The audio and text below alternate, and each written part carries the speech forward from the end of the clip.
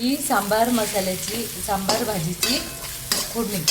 याच्यामध्ये खोबरं, लसूण, जिरं आणि कोथिंबीर, टमाटा, मिरची, हळद टाकले आणि आता त्याच्यामध्ये आपण हा घरी बनवलेला सांबार मसाला टाकणार आहे.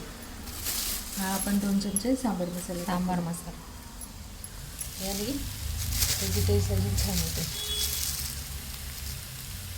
खूप झालेला हा मी घरी बनवून ठेवलेला आहे पनीर मसाला. आपण जेव्हा मसाले बनवतो तेव्हाच हा पनीर मसाला, हा सांबार मसाला आणि हा मॅगी मसाला आणि हा पावभाजी मसाला. हे पावभाजी मसाला वाव.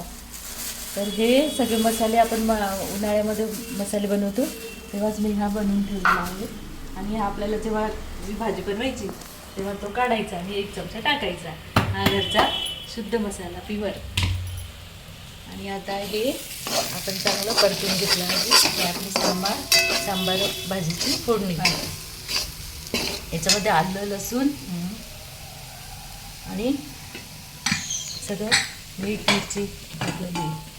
आता आपण त्याच्यामध्ये टाकणार आहे या मुगाची आणि तुरीची डाळ शिजवून घेतलेली आहे. कारण मुगाची डाळ ही चांगली असते पचायला. आणि याच्यामध्ये आपण टाकणार आहोत या सगळ्या भाज्या.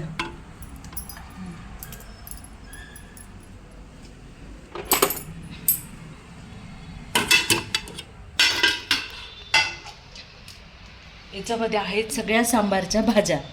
याच्यामध्ये दुधी भोपळा, सुरण, तोंडली, परवड, गाजर या सगळ्या भाज्या आपण वाफवून घेतल्या आणि आता सांबारमध्ये आपण टाकणार आहे. याने सांबार आणखी छान होतो. याच्यामध्ये चवळी, गवार, वाल सगळ्या मिक्स भाज्या आणलेल्या आहेत.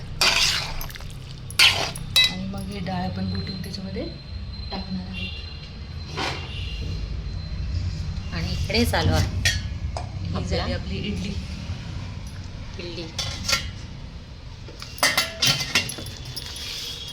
आणि हे आहे हे त्याच्यामध्ये टाकायचं वरण सांबारचं.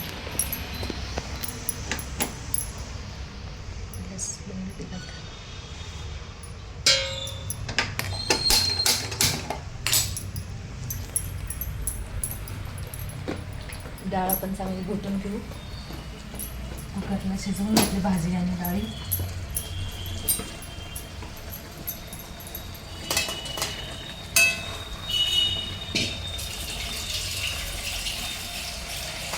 झाले की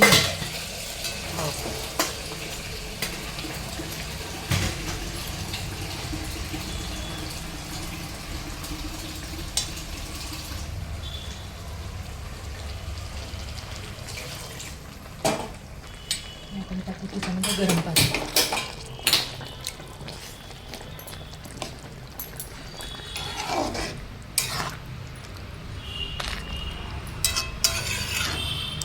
हे आपण कुकरचे पाणी टाकू शकतो. आपल्याला चांगलंच पाणी आपण टाकलं होतं याच्यात. चल गरम पाणी अजून चांगलं आहे. कुकरचं पाणी आता झालेलं आहे.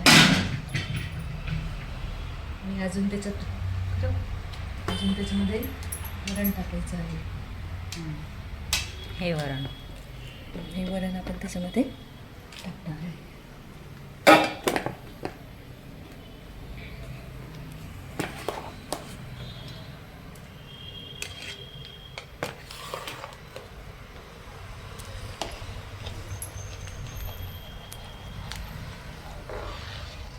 आपण त्याच्यामध्ये चांगलं मिक्स करून घेणार आहे.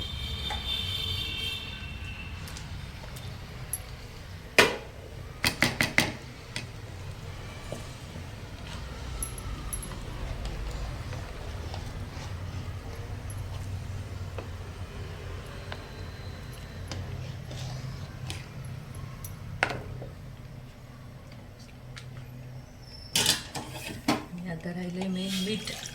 आपण मीठ वरण शिजवताना आणि भाजी शिजवताना 2 चमचे आपण टाकलेलं आहे.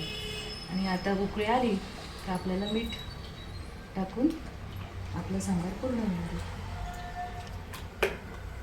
छान शिजले डाळ. हे घोटायचं. डाळ मिक्स झाली पाहिजे त्याच्यात.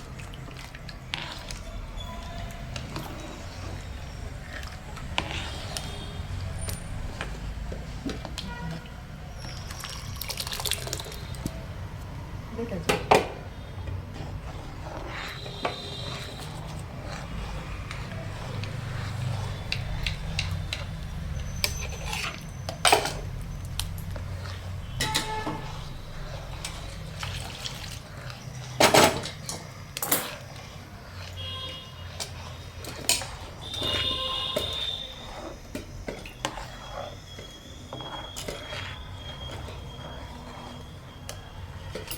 बंद कर थोडं.